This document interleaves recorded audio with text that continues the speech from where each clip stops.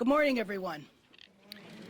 The Justice in Policing Act establishes a bold, transformative vision of policing in America. Never again should the world be subjected to witnessing what we saw on the streets in Minneapolis, the slow murder of an individual by a uniformed police officer. The world is witnessing the birth of a new movement in our country. This movement has now spread to many nations around the world, with thousands marching to register their horror at hearing the cry, "I can't breathe." People marching to demand not just change, but transformative change that ends police brutality, that ends racial profiling, and ends the practice of denying Americans the right to have the ability to sue when they have been injured by an officer, that denies local jurisdictions the power to fire or prosecute offending officers. Black communities have sadly been marching for over 100 years against police abuse, but for the police to protect and serve our communities like they do elsewhere. In the 1950s, news cameras exposed the brutal horror of legalized racism in the form of segregation. The news cameras of the 1950s exposed the brutal treatment of people who dared to challenge the system. News cameras exposed to the world that black people did not have the same constitutional protections, that freedom of speech, the right to assemble and protest were not rights extended to African Americans. 70 years later, it is the cell phone camera that has exposed the continuation of violence directed at African Americans by the police, and exposed the reality that the right to life, liberty, and the pursuit of happiness is not guaranteed to all African Americans at all times. Now the movement for police accountability has become a rainbow movement, reflecting the wonderful diversity of our nation and the world. The power of this movement will help move Congress to act, to pass legislation that not only holds police accountable and increases transparency, but assists police departments to change the culture. Now, I know that change is difficult, but I am certain that police officers, professionals who risk their lives every day, are deeply concerned about their profession and do not want to work in an environment that requires their silence when they know a fellow officer is abusing the public. I am certain police officers would like to be free to intervene and stop an officer from using deadly force when it is not necessary. And I am certain that police officers want to make sure they are trained in the best practices in policing. A profession where you have the power to kill should be a profession that requires highly trained officers who are accountable to the public. Embarking on a journey toward a new vision for policing in America is only possible because of the incredible leadership in the House of Representatives. We now have over 200 co-sponsors in the House and the Senate. Speaker Pelosi has said she wants to see a bold, transformative effort, and that is exactly what Justice in Policing will do. Join me in welcoming the most powerful woman in Congress and the nation, Madam Speaker Pelosi. Thank you very much. Thank you very much, Karen Bass, for your tremendous leadership. Under the leadership of Karen Bass, many of us had the privilege last year of going to Ghana to observe the 400th anniversary of the first slaves going across the Atlantic. America really there was no United States, but going across the Atlantic. It was a horrible, the kidnapping, the purchase of those slaves, the dungeons in which they were kept, and if they survived that, to be on a slave ship, and if they survived that, to be sold into slavery, and then everything that came from that. When we were in Selma, only just in March, we saw at Brian Stevenson's, one of his museums, a beautiful display, heartbreaking display, but children, little children saying, "Mama, Mama, has anyone seen our mother?" These children separated from their mothers, the cruelty of that. And that's why when George Floyd called out for his mother, when he was subjected to that knee in the neck, it was just a continuation of some horror that has existed in our country for a very long time. So Mr. Clyburn, Mr. Hoyer, our distinguished leader, Mr. Clyburn, our whip, joined Karen Bass, Leader Schumer, two senators, leaders on this issue, Congresswoman Harris, Senator, did I say Senator? Senator Harris, Senator Booker, in the Emancipation Hall, aptly named for those who built the Capitol of the United States in their honor. We're there for 8 minutes and 46 seconds on our knees. My members will attest, it's a very long time. It's a very long time. And I graciously led them in falling over when it was over so that they could do the same thing. But here we are, the martyrdom of George Floyd gave American experience a moment of national anguish as we grieve for the Black Americans killed by police brutality. Today, this moment of national anguish is being transformed into a movement of national action as Americans from across the country peacefully protest to demand an end to injustice. Today, with the Justice in Policing Act, the Congress is standing with those fighting for justice and taking action. Let us, my colleagues, just go over some of those names of martyrdom. George Floyd, Jackson Davis, Oscar Grant. So sad. Breonna Taylor, Armand Arbery, Botham Jean, Terrence Crutcher, Philandro Castle, Freddie Gray, Walter Scott, Tamir Rice, Michael Brown, Eric Garner, Trayvon Martin. My colleagues, any other names you want to add? Sean Bell. Amadou Diallo. Thank you. We cannot settle for anything less than transformative structural change, which is why the Justice in Policing Act will remove barriers to prosecuting police misconduct and covering damages by addressing the quality immunity doctrine. It will demilitarize the police by limiting the transfer of military weaponry to state and local police departments. It will combat police brutality by requiring body and dashboard cameras, banning chokeholds, no-knock warrants in drug cases, and end racial profiling. Will finally make lynching, Mr. Hoyer, a federal hate crime. And I support Chairwoman Bass and Representative Bobby Smith and our two distinguished senators, Harris and Booker, and others, for their work in helping to pass H.R. 35 this year. Police brutality is heartbreaking reflection of an entrenched system of racial injustice in America. True justice can only be achieved with full, comprehensive action. That's what we are doing today. This is a first step. There is more to come. In the coming weeks, the House will hold hearings, mark up the bill. Once the House passes it, the Justice in Policing Act, Leader McConnell will hopefully, he must swiftly take it up. Leader in the Congress, the President must not stand in the way of justice. The Congress and the country will not relent until this legislation is made into law. My colleague, Mr.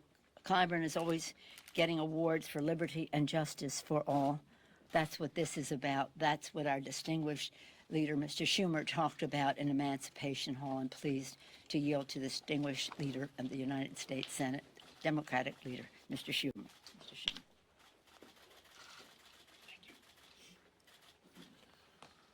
Well, thank you, Speaker Pelosi, and I'm so proud to be joined by so many of my colleagues, Leader Hoyer, Senators Booker and Harris, Representatives Bass, Clyburn, Nadler, and Jeffries for joining us and speaking this morning, and all the support that we have from so many wonderful people behind us. Over the past week, hundreds of thousands of Americans have engaged in peaceful demonstrations against police violence and systemic racism. This large, diverse group, so many of them young, gives us hope that Americans are prepared to march and fight to make this a more perfect union once and for all. And so today, we are taking the first of many steps, many necessary steps, to respond to this national pain with bold action. As my colleagues will explain, the Justice in Policing Act proposes crucial reforms to combat racial violence and excessive force by law enforcement through strong accountability measures, increased data and transparency, and important modifications to police training and practices. This has never been done before, at the federal level. In the Senate, Democrats are going to fight like hell to make this a reality. Americans who took to the streets this week have demanded change. With this legislation, Democrats are heeding their calls. Now we must collectively, all Americans, raise our voices and call on Leader McConnell to put this reform bill on the floor of the Senate before July to be debated and voted on. Now, some Senate Republicans have acknowledged egregious wrongs, but few have expressed a need for floor action. Too many have remained silent. Maybe they're hoping the issue goes away. I promise them it will not. Democrats will not let this go away, and we will not rest until we achieve real reforms. Leader McConnell, let's have the debate, not just on TV and Twitter, but on the floor of the United States Senate. A divided nation cannot wait for healing, for solutions. The poison of racism affects more than our criminal justice system. It runs much deeper than that. There are racial disparities in housing and health care, education, the economy, jobs, income, wealth. And COVID has only placed a magnifying glass on them. It is our job as representatives of an imperfect union, to right those wrongs, bring the reality and promise of America into closer alignment. Equal justice under law is one such promise. That's what this morning and the Justice in Policing Act is all about. The centuries-long struggle to make those words actually true for Black Americans and every American. Senator Hoyer, Congressman Hoyer. Leader Hoyer.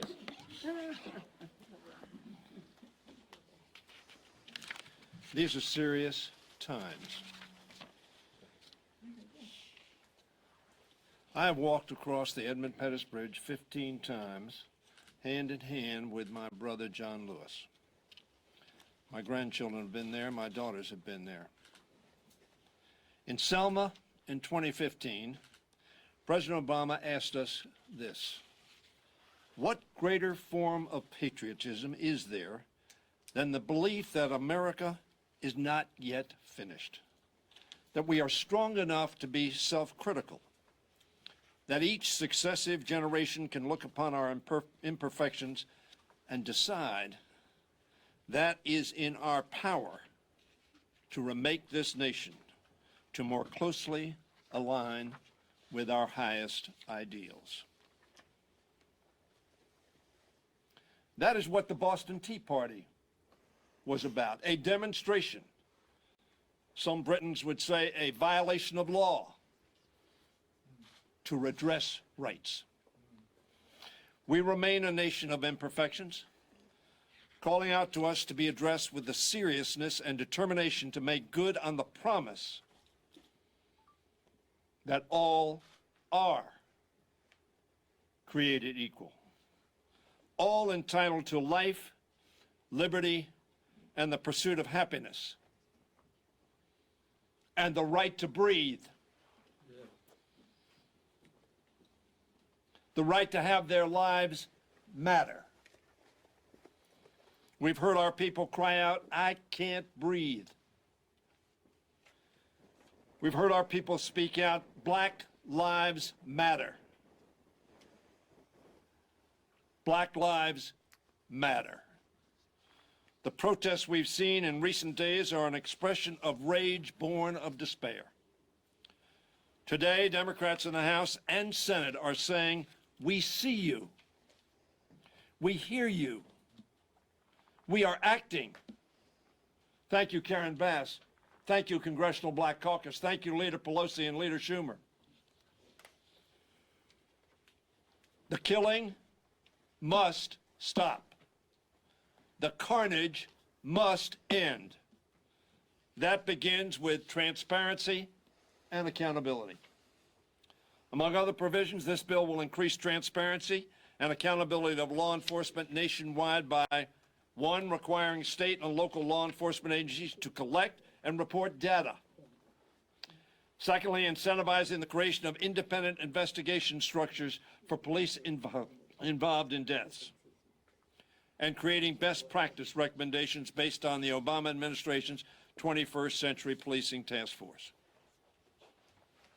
This legislation makes it clear that police departments are serving and are answerable to all the residents in their communities, including African Americans.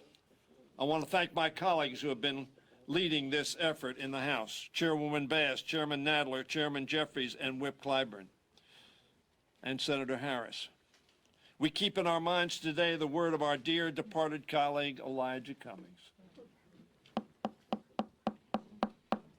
We are better than this. And now, it's my privilege to introduce a former mayor of a great city in our country, a representative of the state of New Jersey, and a leader in this effort, Senator Cory Booker. We are better than this.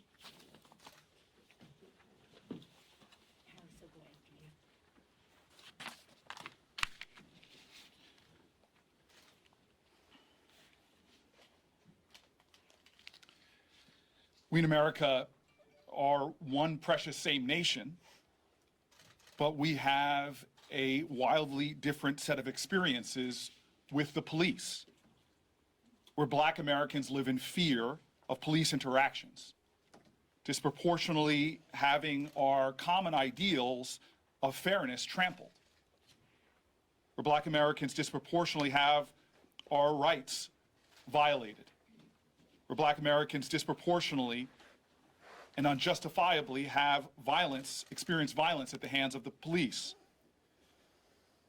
and where Black Americans, unarmed, are killed by police at grievous and wretched rates. In this moment in America, knowledge of this and acknowledgement of this is necessary, but it is not enough.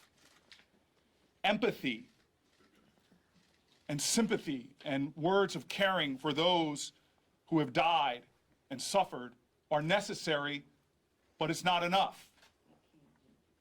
Having a nation that in all 50 states, millions of Americans of all ages, religious and racial backgrounds are standing up in nonviolent protest has made this moment possible, but it's not enough. We must change laws and systems of accountability. We must pass legislation that makes our common values and our common ideals real in the law of our land. This bill focuses on accountability and transparency in police, specifically the federal statute that governs police misconduct, Section 242.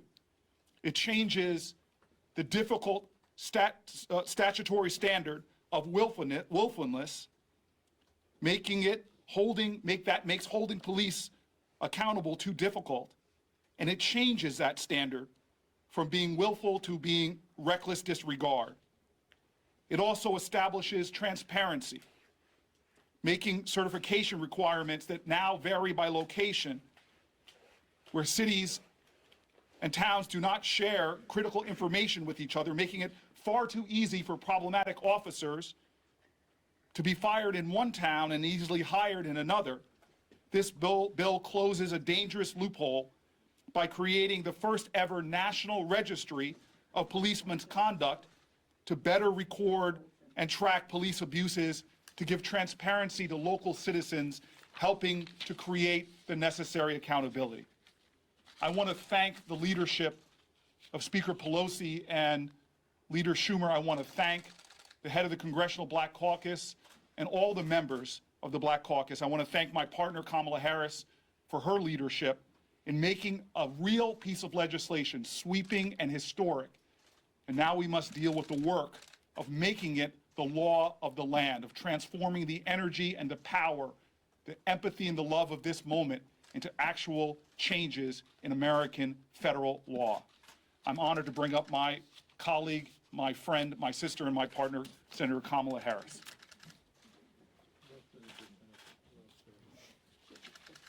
Thank you, Brother Corey.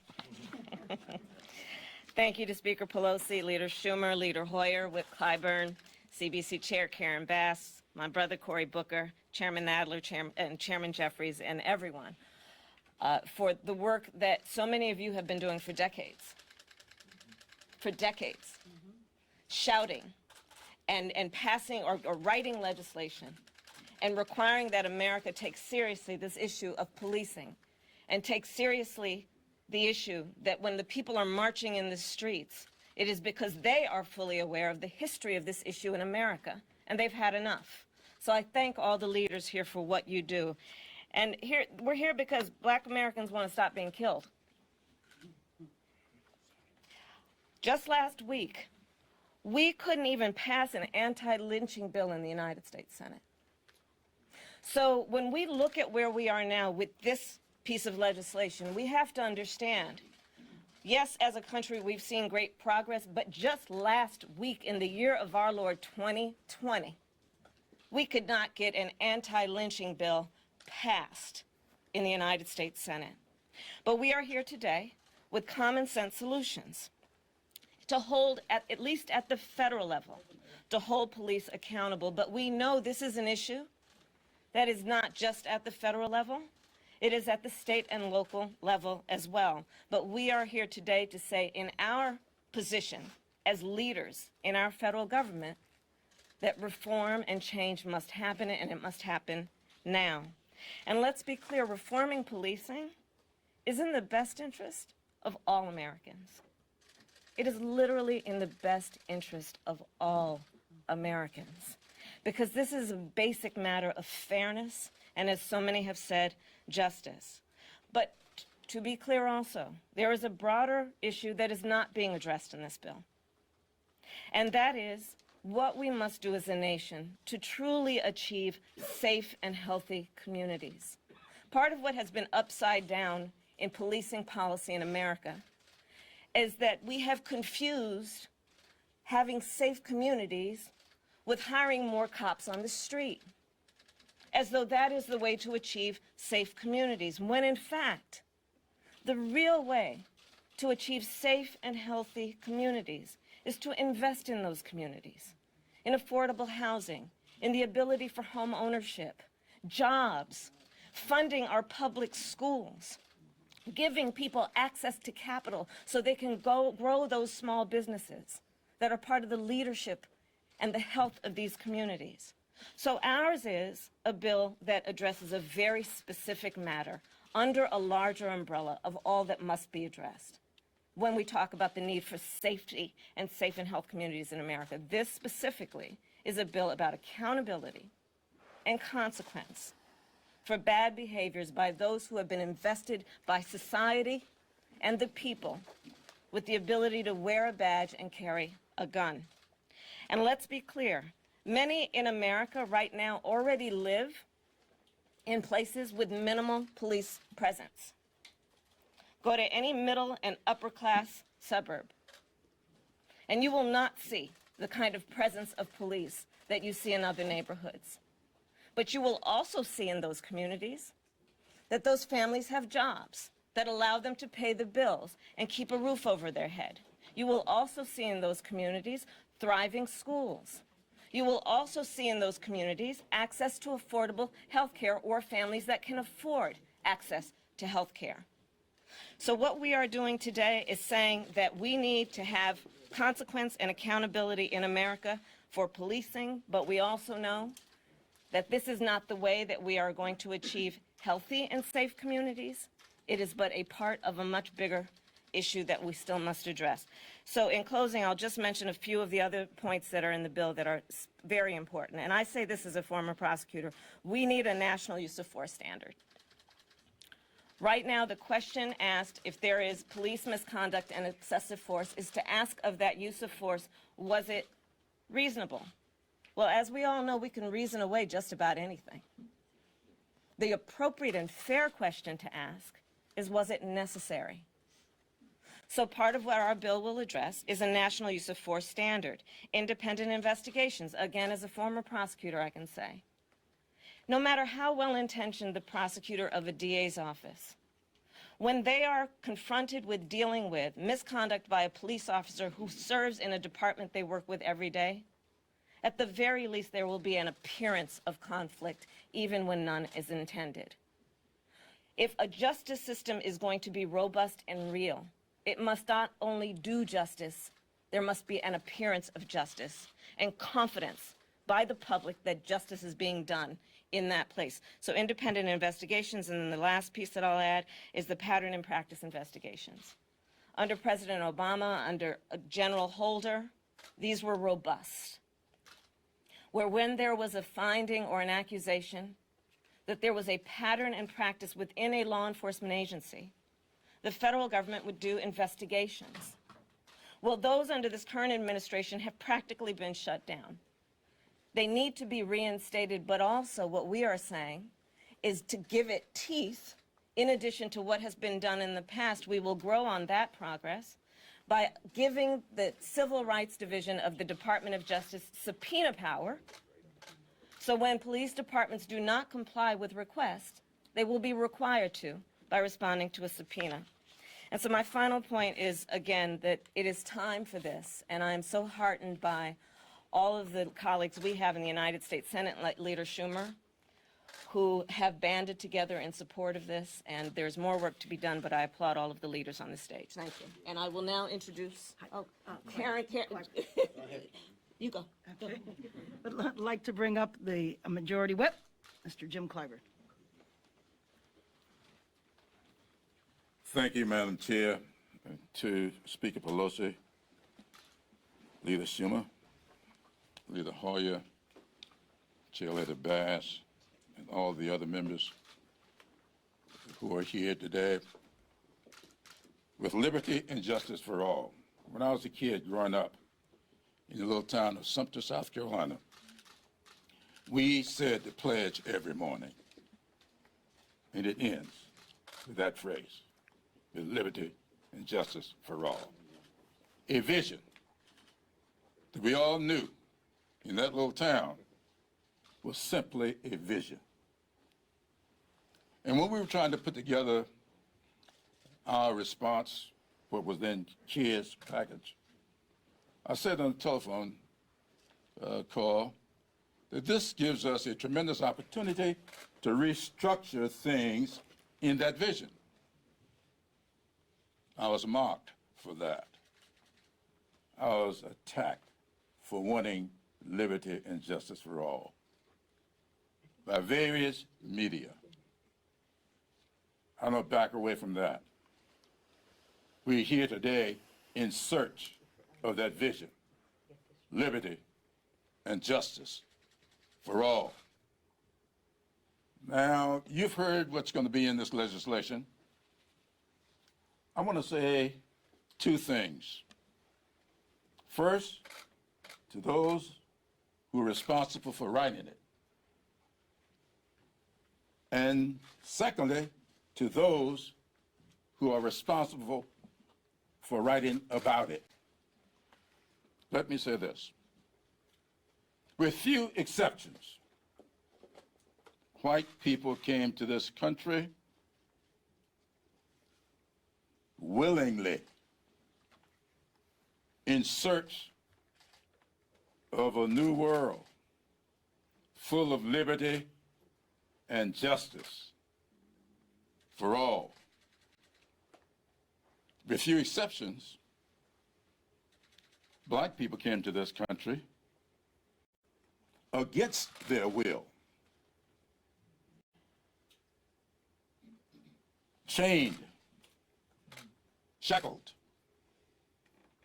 and came to these shores enslaved and stayed that way for 244 years.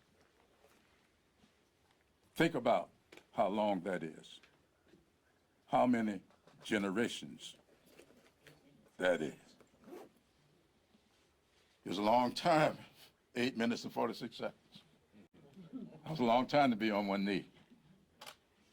But for 244 years, there were plenty of knees on the necks of blacks who came to this country. And so as we write this legislation, and as you write about this legislation, please keep those two divergent sets of experiences in mind. We are still in search of a more perfect union. We will always be in search of a more perfect union.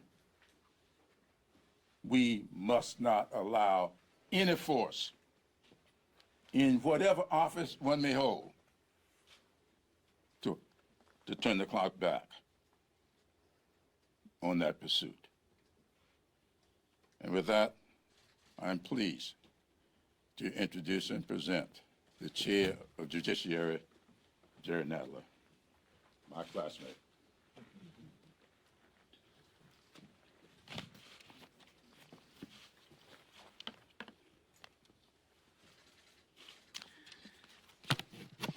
Thank you very much. I want to begin by thanking my dear friend Karen Bass, the chair of the Black Caucus and chair of the Crime Subcommittee, along with Senators Booker and Harris and our distinguished leadership, for their tremendous partnership in producing this important legislation. It has been inspiring to work alongside all of them throughout this whole process.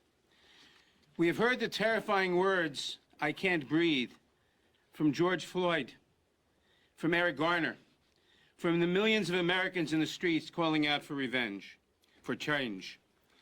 Our hearts ache for the loss of George Floyd, Breonna Taylor, Eric Garner, Amadou Diallo, and the many other victims of police violence over the years. For every incident of excessive force that makes headlines, the ugly truth is that there are countless others that we never hear about. We value and respect the many brave and honorable police officers who put their lives on the line every day to protect us in our communities. But we cannot be blind to the structural racism and injustice that pervades far too many of our law enforcement agencies. This is a systemic problem that requires a comprehensive solution. It has been an honor to work in lockstep with the Congressional Black Caucus and the other sponsors to craft the Justice in Policing Act, a historic piece of legislation. This bold, transformative, and responsible legislation will finally ban chokeholds at the federal level and incentivize states to do the same, help end racial profiling, get weapons of war off our streets, hold police accountable in a meaningful way, increase transparency, and require and encourage greater use of body cameras. It does all of this while also addressing issues on the front end by ensuring that our law enforcement agencies adhere to the very highest standards in training, hiring, and de-escalation strategies to address systemic racism and bias, to change the culture of law enforcement in America, and ultimately to save lives. It creates the first ever national accreditation standard for the operation of police departments, and it creates law enforcement development and training programs to establish best practices based on President Obama's task force on 21st century policing. It also reinvests in our communities and empowers them to shape the future of policing through grants to community-based organizations for task forces on policing innovation. On Wednesday of this week, the House Judiciary Committee will hold a hearing on the crisis of racial profiling, police brutality, and the lost trust between police departments and the communities they serve. I expect that what we learned during that hearing will only strengthen the case for this legislation, which we hope to take up in the committee in the coming weeks. The streets are flooded with protesters across the nation and around the world right now. They are outraged. They observe moments of silences. They take the knee. They are tired of empty promises. They are demanding justice, and they are demanding action. And I say to them, we hear you. We are inspired by you. We are taking action with you. And together we will change laws because of you, and we will make a difference. Thank you. And I now have the great pleasure of introducing the chair of the Democratic Caucus, Representative Hakeem Jeffries.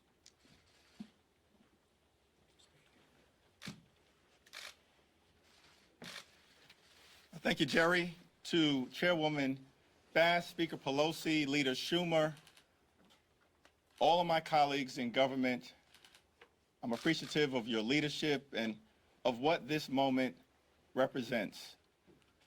Racism is a cancer that poisons our society.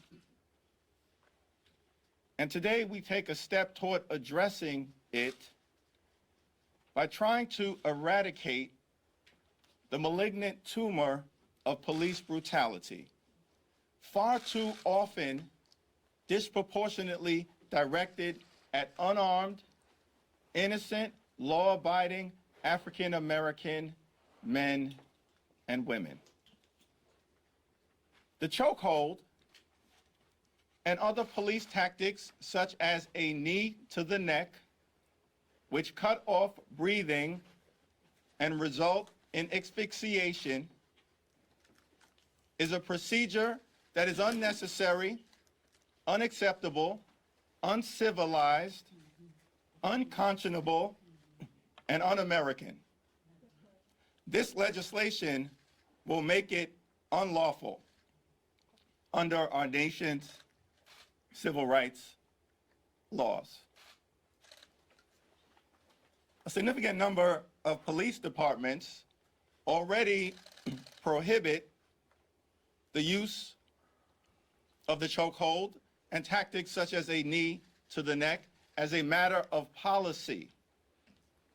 But it still continues to be deployed through this very moment. And that's why we need to address it, prohibit it, outlaw it, criminalize it as a matter of law. Like any profession, there are very good police officers and there are bad ones. We embrace those police officers who are in the community to protect and serve. But violent police officers, brutal police officers, abusive police officers must be held accountable. The Justice in Policing Act will reform the doctrine of qualified immunity in order to make sure that victims of police brutality can vindicate their full rights under Section 1983 and our nation's civil rights laws. Unless there's accountability, there will never be change. Unless there's change, brutality will continue. And then we'll be trapped in a vicious cycle of anguish and despair. Lastly, African Americans have been in this country since before there was a country. We arrived on these shores in 1619 in shackles. And as a result of our blood, our sweat, our tears, our intellect, our ingenuity, our hard work, we helped to build this great country. And all we've ever wanted is to be treated equally. Not better, not worse, equally. Why has that been so difficult to achieve? That's all we've ever wanted. Equal protection under the law, liberty and justice for all, treated with courtesy, professionalism, and respect by law enforcement. All we've ever wanted is to be treated equally.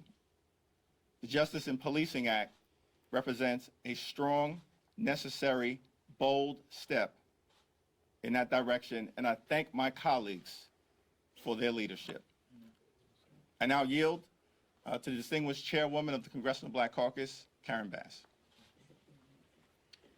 Thank you, Mr. Chairman. Next year will be the 50th anniversary of the Congressional Black Caucus.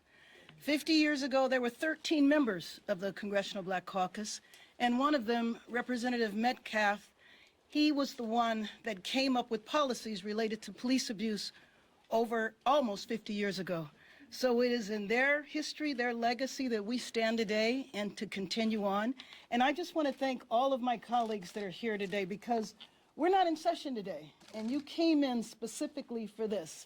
And I just want to thank you for being here and for standing in solidarity with this legislation. Let me say also that one of the beauties of this bill is that many members of the Congressional Black Caucus have legislation, individual bills that are a part of the larger bill because they've been working on it for so long. I just want to briefly mention their names and open up for questions. Representative Sheila Jackson Lee, Hank Johnson, Representative Clay, Bonnie Watson Coleman, John Lewis, Representative Butterfield, and Presley. And with that, I'd like to open it up for questions. Yes. Thank you, Chairwoman Bass. Because there are so many of you here today who believe in this legislation, I was wondering if you could, maybe with a show of hands, demonstrate how many of you are confident that this legislation can actually cross the finish line, that it can actually become law in this current political environment. You want us to raise our hands? Sure. There you go. Confidence in President Trump? That's part of it. Can I just say that one of the things that gives us confidence is the fact that there are thousands of people around this country marching. There is a movement that has caught fire, that is multiracial, and that has also spread around the world. And we need to think about how the United States appears around the world when we go out and promote human rights. The world is looking at us. That's going to help us over the finish line. Yes. Chairwoman, to follow up on that, the president tweeted, "Law and order, not defund and abolish the police. The radical left Democrats have gone crazy." I'm not asking you to respond to the president's tweet. Really? But Why? that is the narrative Oh, that... you're not going to. Good. Yeah, no, that Okay. is the narrative that the president and Republicans could very well likely create around this legislation. So how do you respond to that? And also, can you also just on camera tell us why you're wearing the kente cloth, the significance of today, why you're wearing it? The significance of the kente cloth is our African heritage, and for those of you without that heritage, we're acting in solidarity. That is the significance of the kente cloth, our origins and respecting our past. Would anybody, I mean, I'm happy to respond to that, but if anybody else would like to. You know, I think for us, especially when it comes to this legislation, we feel it is transformative, that it will transform the relationships that our communities have with the police. And I think that in terms of the law and order message that the president is spewing out of there, there's nothing new about that message, and I do not believe it will be successful. Yes. Yes, Senator Cotton called for an overwhelming show of force, suggested maybe the 101st Airborne, 82nd Airborne should be brought in. He also told Politico that he doesn't believe you can say that there is systemic racism in the criminal justice system.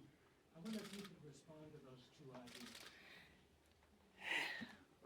Yeah, I can, would somebody like to respond? Mr. Whipclay. Many of you have heard me go to Tocqueville's description of what makes this country great. And he wrote in his 2-volume book, Democracy in America, that America is not great because it's more enlightened than any other nation, but rather because it has always been able to repair its faults. That's what makes this country great. And most right-thinking Americans know that the greatness of this country is at stake. We have unveiled, for whatever reason, some faults that need to be repaired. Faults in our healthcare system. Faults in our judicial system. So let me say to Mr. Cotton, pick up in the history book of America. I would ask him to please just read the history of Isaac Woodard, a black man who came home from World War II on the bus from Fort Gordon, Georgia, trying to get to South Carolina.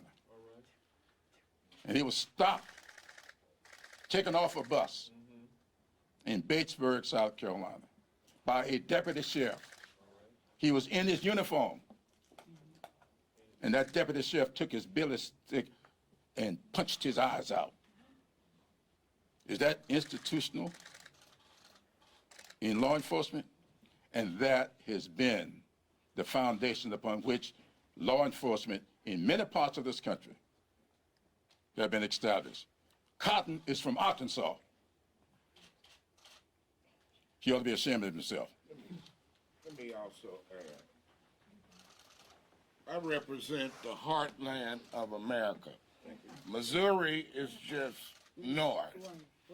Oh, I'm Lacey Clay from St. Louis, Missouri. Missouri is just north of Arkansas, and I would suggest to any local, state, or federal official, sometimes we have to follow the will and wishes of the American people. Now, I've seen millions in my state and around the country, in small towns in Missouri and throughout this nation, who know there is an injustice throughout this nation, that we have been treated unequally. So I suggest Senator Cotton and others follow the lead of the people, the American people, and get on board with this effort. Thank you. Yes. I think, both Republicans in both the House and Senate said that a compromise can be reached, but, in order to do this, House lawmakers need to be called back to the House. Speaker Pelosi, would you like to address that? That's what Senator McCarthy has said. He's Senator McCarthy has said. Senator McCarthy. He was censured about 50 years ago. Joe McCarthy. I've heard Leader McCarthy's comments. We are working. We're here on behalf of the American people, not just African Americans, but the American people. Committees are working today. And I've said I'm going to call the House back as soon as this legislation is ready to hit the floor. And we're going to vote on it. And I'm confident it's going to pass the House.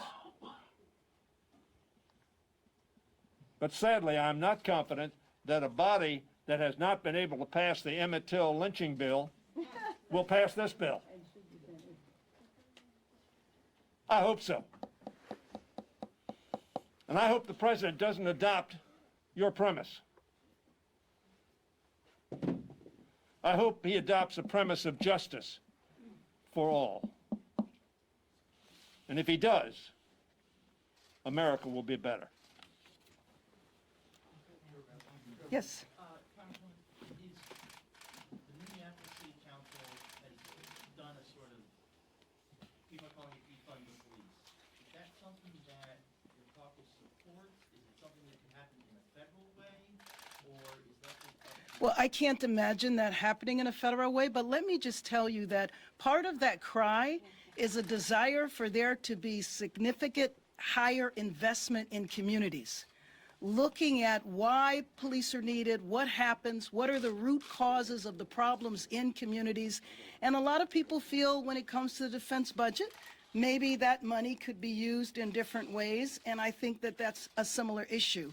But the part about having a comprehensive investment in communities, on behalf of the Black Caucus, let me just say that obviously we're focusing on this bill right now, but we do have other legislation coming along the lines in the form of jobs and justice, which gets at a lot of issues in the community.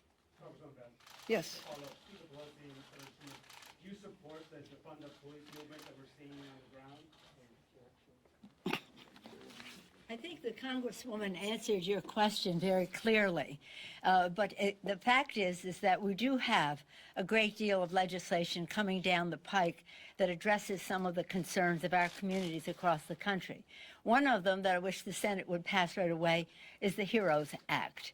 And in the HEROES Act, we support community, state and local governments. We support the disparity in the coronavirus, how it attacks communities of color. And we would hope that the Senate would not ignore that and would pass the legislation, and we would hope that we'd put more money into the pockets of people who really need that now.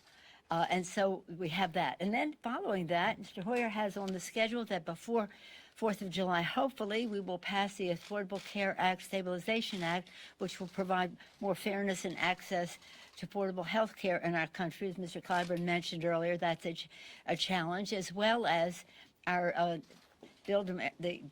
infrastructure legislation that will build America in a green way, providing jobs. That's what we said when we ran in 2012. We were going to, for the people, lower the cost of health care by lowering the cost of prescription drugs and keeping the pre-existing condition benefit. We were going to lower health care costs, bigger paychecks by building infrastructure in a green way, and third, cleaner government with Mr. Lewis's provisions in there that are about voter suppression, ending voter suppression, and the rest.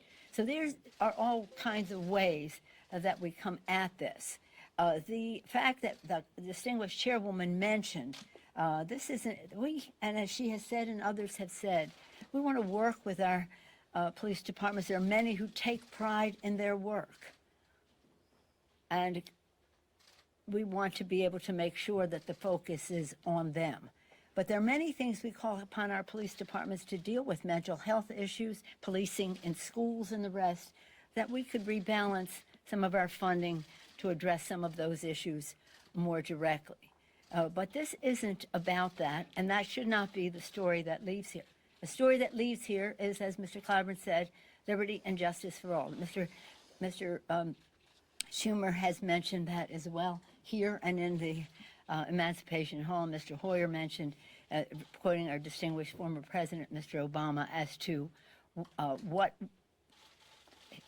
modesty or humility or patriotism says we know we have to do better in certain respects. So let's focus on what Lincoln said: public sentiment is everything. With it, you can accomplish almost anything. Without it, practically nothing. The public sentiment could not be clearer. We need to make some transformative change, not incremental, transformative change. And as we do so, we will change policy as we do in this legislation. We will use all the tools at our disposal to make sure that we are moving toward a more perfect union with liberty and justice for all, and have those debates at the local level, that is a local decision, a local level. But to do so, that doesn't say we're going to pile more money on to further militarize the police. No, we're going to address mental health issues, education issues in our communities as well. And I don't want anyone to get the impression that but for some of the stuff we're doing now, many of these people would be not productive members of society. They will. We just want to make it easier for them in the communities to be able to be treated equally, as Mr. Jeffries mentioned. And I thank, where did he go? Our chairman of the Judiciary Committee spent his life on these issues about fairness. Thank you, Mr. Nadler, for that. So everyone here knows what they're talking about and what they're doing. And the safety of the American people is an oath that we take to protect and defend. That's our responsibility. We know that their safety is important, and to do so in a constitutional way and not in some slogan-ear tweeting way that the president may put forth. So we feel very confident about the path that we're on, not only with this legislation, but what will come next. And we'll do so listening. As Steny said, we hear you, we see you, and your views are important to us as we go forward. It's a pretty exciting time. This is a transformational piece of legislation. This is an important day. The martyrdom of George Floyd, and by Tuesday, by tomorrow, may he rest in peace, has made a change in the world. So let's not get into these questions that may be from the small minds of some, but as far as safety is concerned, but look at it writ large. With that, I yield back to the distinguished chair. Two things very quickly. One, the bill does not provide any new money for policing. And two, there is a provision in the bill for grants to communities to have projects that begin to re-envision what policing might be about in a particular neighborhood. And let me also say, as the speaker said, public sentiment. So the polling for public sentiment is 80% in support of peaceful protests where people now recognize the challenges in our policing system. Let me bring up Lisa Blunt Rochester from the great state of Delaware. Thank you. Thank you, Madam Speaker, and to all of the leadership here. John Lewis is not here, but he is our colleague, and he has been the conscience of the Congress. And what he probably would say is, let's keep our eyes on the prize. Let's keep our eyes on the prize. Everybody in this country can do something that nobody else can do. We are the Congress. And what we're doing here today is our role. There will be state and local governments that will call for things in their areas. But there was a question at the beginning where we were asked to raise our hand about our belief in whether this could happen or not. Well, I looked at some of my colleagues like Bobby Scott and Rosa DeLauro and others here. When I started 3.5 years ago, I would not have believed that we would have had paid family leave or sick time. But the times called for it because of COVID-19. This is the time. This is the time. As Fannie Lou Hamer said, we are sick and tired of being sick and tired. And so that's why you see us flying in from across the country, because we're doing our job. And so for all the distractors out there, masters of distraction, we're keeping our eyes on the prize. We're keeping our eyes on the prize. And we need that to be the story. State and local will do what state and local needs to do. Those folks, those young people, those old people, those black, white, native people who this country, if we really want to go deep, we're trying to rebuild the foundation. That's all. So keep our eyes on the prize. Well, with that, I think that's a great close. And let me just end by saying that as we address the question of police abuse, we understand that it impacts many different communities, not just the African American community, the Latino community, the Asian community, the Native American community, and we are united in getting justice in policing passed. Thank you very much.